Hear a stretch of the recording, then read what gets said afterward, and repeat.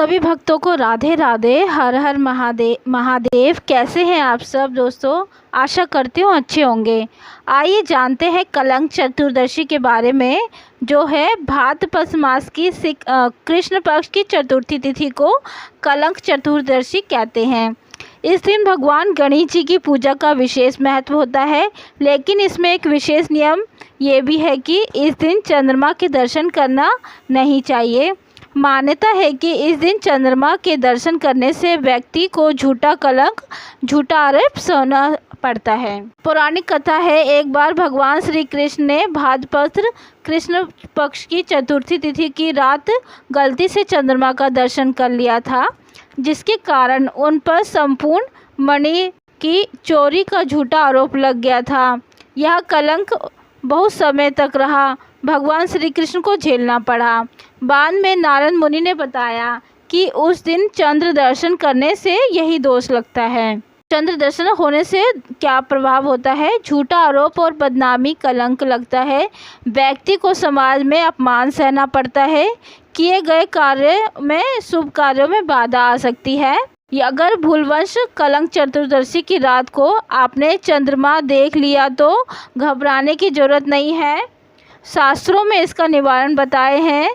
श्री गणेश चतुर्थी का व्रत करें, व्रत का कथा का पाठ करें, श्री गणेश स्तोत्र अथवा गणेश जी की चालीसा का पाठ करें, ओम गणेशाय नमः मंत्र का जाप करें, 108 बार जाप करें, दुर्वा मोदक अथवा गणेश जी को जो भी पसंद है उनके प्रिय वस्तु अर्पित करें। कथा के अनुसार स्वयंक मणि कथा का स्मरण और उसका श्रवण करने पर भी पाप से मुक्ति कर देती है।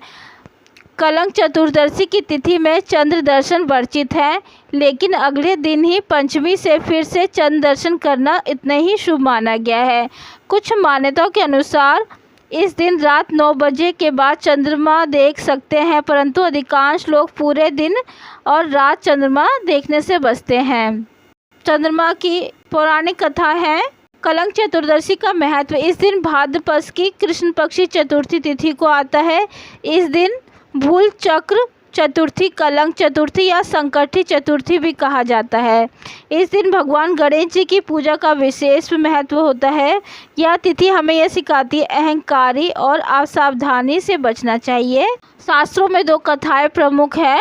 श्री कृष्ण की मणि वाली राजा सत्यभामा के पिता के पास एक मणि थी। एक दिन वह चोरी हो गई और संयोग से उसी दिन श्री कृष्ण ने कलंक चतुर्दशी की रात का दर्शन कर लिया था।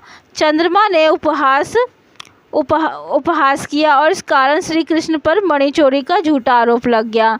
श्री कृष्ण को समाज में अपमान सहना पड़ा।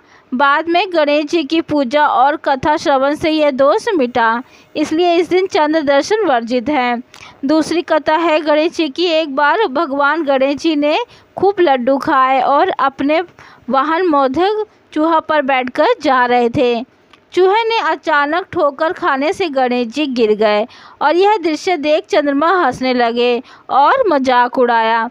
गणेश जी क्रोधित होकर बोले, आज से भाद्रपद कृष्ण चतुर्थी को जो भी तुम्हें देखेगा उसे झूठा कलंक का सामना करना पड़ेगा। तभी से ये दिन कलंक चतुर्दशी कहा जाता है। ज्योतिष दृष्टिकोण से चंद्रमा मन और सम्मान का कारक माना जाता है।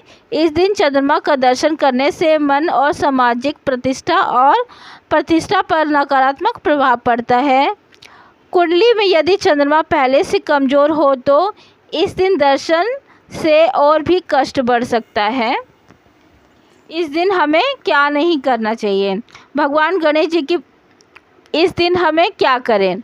भगवान गणेश जी की पूजा करें, धुर्वा मोदक, लाल पुष्प अर्पित करें, ओम गणपतये मंत्र का जाप करें 108 बार, गणेश चालीसा का पाठ करें। और क्या नहीं करना चाहिए? इस दिन चंद्रमा का दर्शन ना करें, किसी पर झूठा आरोप ना लगाए, अपमानजनक बातें ना करें, किसी को क्रोध ना करें और अहंकार से बचें। यदि भूलवश चंद्रमा दिख जाए तो क्या करें? यदि भूलवश आपने चंद्रमा देख लिया है तो मणि की कथा सुनना ही पड़ना चाहिए।